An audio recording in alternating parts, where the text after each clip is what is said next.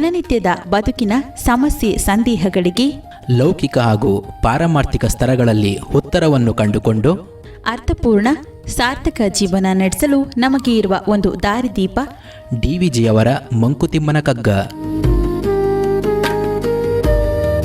ಕನ್ನಡದ ಭಗವದ್ಗೀತೆ ಎಂದು ಪ್ರಸಿದ್ಧವಾದ ಈ ಜ್ಞಾನ ಭಂಡಾರದ ಅನಾವರಣವೇ ನಿತ್ಯದ ಬದುಕಿಗೆ ಕಗ್ಗದ ಬೆಳಕು. ತಪ್ಪದೇ ಕೇಳಿ, ಪ್ರತಿದಿನ ಬೆಳಗ್ಗೆ 7:15 ನಿಮ್ಮ ಜನಧ್ವನಿ ಬಾನುಲಿಯಲ್ಲಿ.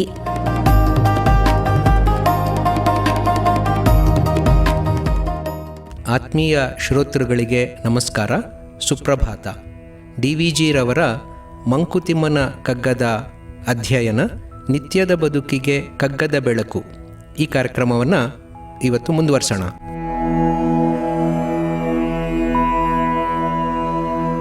ಮೇಲಿಂದ ನಕ್ಷತ್ರ ಜಯ ಘೋಷ ಸುತ್ತಲಿಂ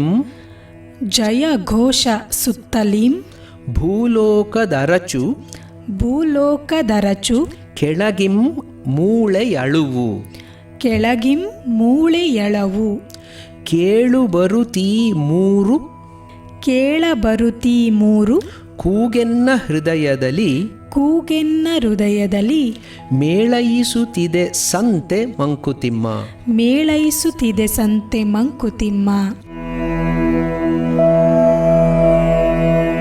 ಸೊ ಅನುಭವಗಳನ್ನು ನಾವು ಹೇಗೆ ಪಡ್ಕೋತೀವಿ ಅನ್ನೋದರ ಪ್ರಾರಂಭಿಕ ವಿಚಾರಗಳನ್ನು ನಾವು ನೋಡೋಣ.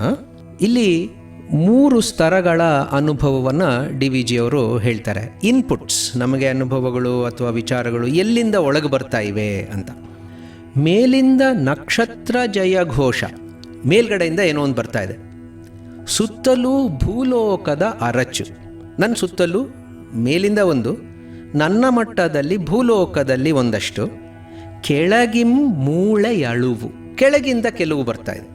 ಸೊ ಮೇಲಿಂದ ಕೆಲವು ಇನ್ಪುಟ್ಸ್ ಬರ್ತಾ ಇದೆ, ನನ್ನ ಮಟ್ಟದಲ್ಲೇ ಕೆಲವು ಇನ್ಪುಟ್ಸ್ ಬರ್ತಾ ಇದೆ, ಕೆಳಗಿನಿಂದ ಕೆಲವು ಇನ್ಪುಟ್ಸ್ ಬರ್ತಾ ಇದೆ.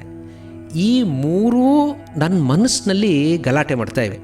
ನಾನು ಜೋರಾಗಿದ್ದೀನಿ, ಎಲ್ಲ ಕಿವಿಯಲ್ಲಿ, ನನ್ನ ಮನಸ್ಸಿನ ಕಿವಿಯಲ್ಲಿ ಅದು ಒಂದು ರೀತಿಯಲ್ಲಿ ಘೋಷ, ಶಬ್ದವನ್ನು ಉಂಟು ಮಾಡ್ತಾ ಇವೆ.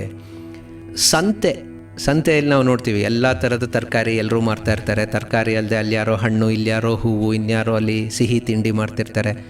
ಎಲ್ರಿಗೂ ನಮ್ಮ ಅಂಗಡಿಗೆ ಬರಲಿ ಎಲ್ಲರೂ ಅಂತಲೇ ಇರುತ್ತೆ. ಸೊ ಎಲ್ಲರೂ ಅವ್ರವ್ರ ಅಂಗಡಿಗಳ ಬಗ್ಗೆ ಅವ್ರು ಹೇಳ್ಕೊತಾ ಇರ್ತಾರೆ. ತರಕಾರಿ ಇಲ್ಲಿ ಚೆನ್ನಾಗಿದೆ, ನನ್ನ ಹತ್ರ ತೊಗೊಳ್ಳಿ, ಹಣ್ಣು ಇಲ್ಲಿಗೆ ಬನ್ನಿ, ನಾನು ಹೊಸ ಹಣ್ಣು ತೊಗೊಂಬಂದಿದ್ದೀನಿ, ಫ್ರೆಶ್ ಹಣ್ಣು ಏನೇನೋ ಹೇಳ್ಕೊತಾ ಇರ್ತಾರೆ.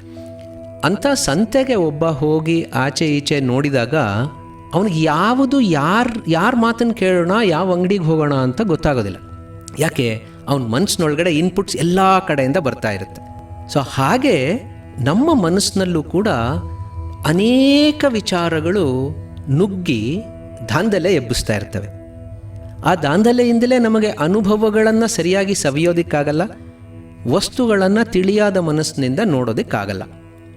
ಸೊ ಹಾಗೆ ಈಗ ಡಿವಿಜಿ ಅವರು ಇಲ್ಲಿ ಹೇಳ್ತಾ ಇರುವಂಥ 3 ಹಂತಗಳೇನಿವೆಯೋ ಅದನ್ನು ನಾವು ಬೇರೆ ಬೇರೆ ರೀತಿಯಲ್ಲಿ ವಿಶ್ಲೇಷಣೆಯನ್ನು ಮಾಡ್ಬೋದು.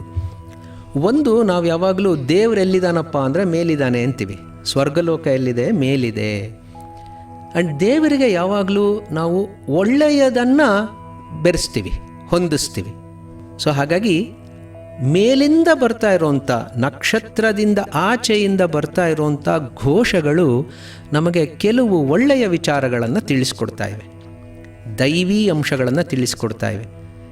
ಭೂಲೋಕದಲ್ಲಿ ನಮ್ಮ ಸುತ್ತಮುತ್ತ ಅನೇಕ ನಮ್ಮ ರೀತಿಯ ಜನ ಇದ್ದಾರೆ, ಬೇರೆ ಬೇರೆ ರೀತಿಯ ಜೀವಿಗಳಿವೆ. ಅವುಗಳಿಂದ ನಮಗೆ ಕೆಲವು ಮಾಹಿತಿ, ಕೆಲವು ವಿಚಾರಗಳು ಗೊತ್ತಾಗ್ತಾ ಇವೆ. ಅವು ಮಾನುಷಿ ಶಕ್ತಿಗಳು, ಮಾನುಷಿ ವಿಚಾರಗಳು, ನಮ್ಮಂತೆ ಇರೋವಂಥವು. ಇನ್ನು ದೇವರಾಯಿತು, ಅದನ್ನು ಬಿಟ್ಟು ದಾನವರಿಗೆ ನಾವು ಯಾವಾಗಲೂ ನಕಾರಾತ್ಮಕವಾದಂಥ ವಿಚಾರಗಳಿಗೆ ಹೊಂದಿಸ್ತೀವಿ. ಮತ್ತು ಪಾತಾಳ ಎಲ್ಲಿ? ಕೆಳಗಡೆ ಇದೆ. ಸೊ ಮೇಲಿಂದ ದೇವರ ಒಳ್ಳೆಯ ವಿಚಾರಗಳು, ನಮ್ಮ ಹಂತದಲ್ಲೇ ಭೂಲೋಕದಲ್ಲಿರುವ ಮಾನುಷಿ ವಿಚಾರಗಳು, ಕೆಳಗನಿಂದ ಬರ್ತಾ ಇರುವಂಥ ದಾನವಿ ಪ್ರಕೃತಿಯ ವಿಚಾರಗಳು ನಮ್ಮ ಮನಸ್ಸಿನ ಮೇಲೆ ಆಘಾತಗಳನ್ನು ಉಂಟು ಮಾಡ್ತಾ ಇರ್ತವೆ. ಬರೀ ದೇವ್ರದ್ದೇ ಬರ್ತಾ ಇತ್ತು ಅಂದರೆ ಅದೊಂಥರ, ಹಂಗಾಗಲ್ಲ. ಒಳ್ಳೆಯದನ್ನೇ ನಾವು ಬಯಸ್ತೀವಿ, ಒಳ್ಳೆಯದನ್ನೇ ಮಾಡ್ತೀವಿ ಅಂತ ಆಗ್ತಿತ್ತು. ಆದರೆ ಈಗ ಎಲ್ಲ ಕಲಸ ಮೇಲೋಗ್ರ ಎಲ್ಲವೂ ಸೇರ್ಕೊಳ್ತಾ ಇದೆ. ಒಳ್ಳೆಯದು, ಕೆಟ್ಟದ್ದು, ಮತ್ತೊಂದು ಸಾಧಾರಣದ್ದು ಎಲ್ಲವೂ ಸೇರ್ಕೋತಾ ಇದೆ.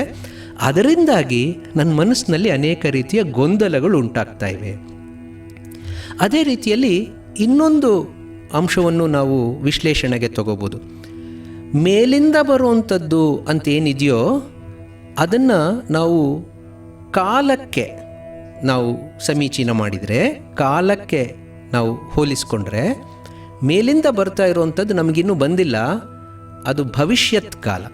ಭವಿಷ್ಯತ್ ಕಾಲದಲ್ಲಿ ನಮಗೇನು ಆಗಬಹುದು ಅನ್ನೋದ್ರ ಬಗ್ಗೆ ನಮಗೆ ಆತಂಕ ಇರುತ್ತೆ.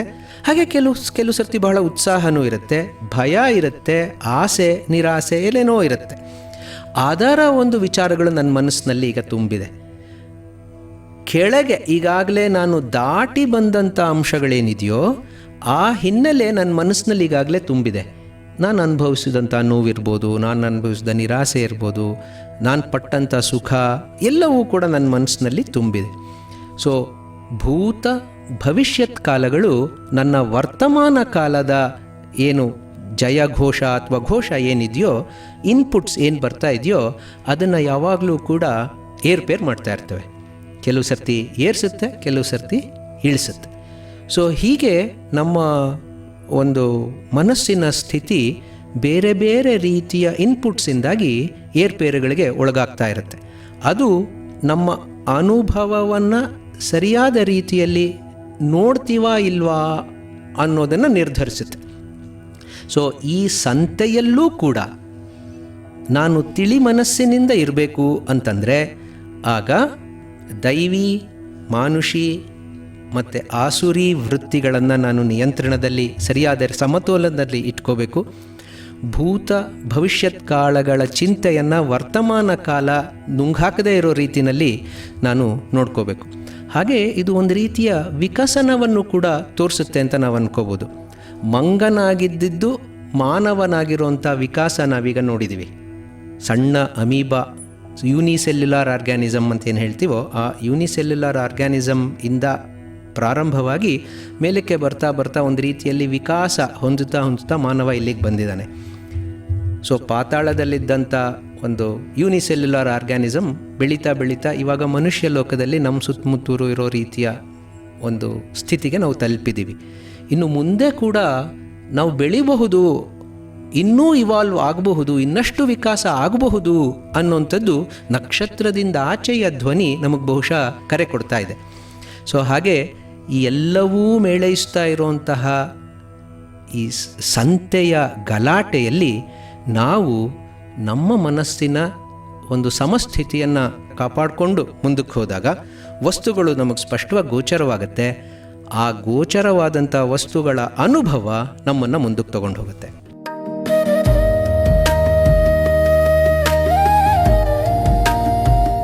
ದಿನನಿತ್ಯದ ಬದುಕಿನ ಸಮಸ್ಯೆ ಸಂದೇಹಗಳಿಗೆ ಲೌಕಿಕ ಹಾಗೂ ಪಾರಮಾರ್ಥಿಕ ಸ್ತರಗಳಲ್ಲಿ ಉತ್ತರವನ್ನು ಕಂಡುಕೊಂಡು ಅರ್ಥಪೂರ್ಣ ಸಾರ್ಥಕ ಜೀವನ ನಡೆಸಲು ನಮಗೆ ಇರುವ ಒಂದು ದಾರಿದೀಪ ಡಿವಿಜಿಯವರ ಮಂಕುತಿಮ್ಮನ ಕಗ್ಗ. ಕನ್ನಡದ ಭಗವದ್ಗೀತೆ ಎಂದು ಪ್ರಸಿದ್ಧವಾದ ಈ ಜ್ಞಾನ ಭಂಡಾರದ ಅನಾವರಣವೇ ನಿತ್ಯದ ಬದುಕಿಗೆ ಕಗ್ಗದ ಬೆಳಕು. ತಪ್ಪದೇ ಕೇಳಿ ಪ್ರತಿದಿನ ಬೆಳಗ್ಗೆ 7:15 ನಿಮ್ಮ ಜನಧ್ವನಿ ಬಾನುಲಿಯಲ್ಲಿ.